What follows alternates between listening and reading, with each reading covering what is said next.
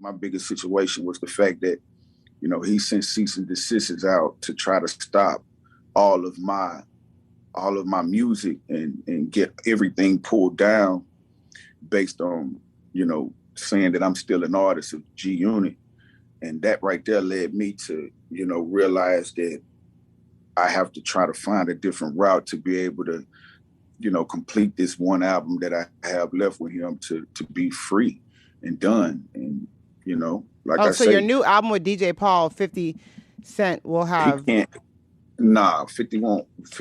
I currently, what I did was, once he stopped me from being able to make money, I filed another bankruptcy. And they stopped him from being able to cease and desist anything in regards to me to be able, I included what he claimed that I owed him in the bankruptcy to be able to say, well, hey, if you owe this, then present, whatever receipts or whatever, and you'll be paid type of situation. But that was the only way I was able to go forward with working. So 50 won't be able to, and hasn't been able to stop no music that I put out right now just because of my current situation. So 50 is the reason. 50 is basically the reason why you had to file bankruptcy. Well, not just that basically being the reason or nothing like that. It was based on the fact that he's stopping me from being able to make any kind of money. So Young Buck, he opened up in an interview about how 50 Cent kept on blocking his money because, early in Buck's career, he was with Juvenile and UTP, but then 50 Cent wanted Buck with him. When Tony Yayo got out of jail, Buck stayed and they was just making a whole bunch of money. Buck said he ain't never seen that much money before in his life getting money. And then it all started going bad when, I don't know if they had prior friction like behind closed door, but it started going bad when Buck, he didn't know nothing about paying taxes. You know what I'm saying? I guess he ain't had no accountant.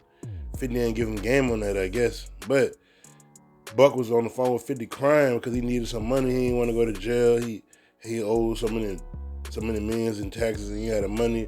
And 50 Cent recorded a phone call of Buck crying.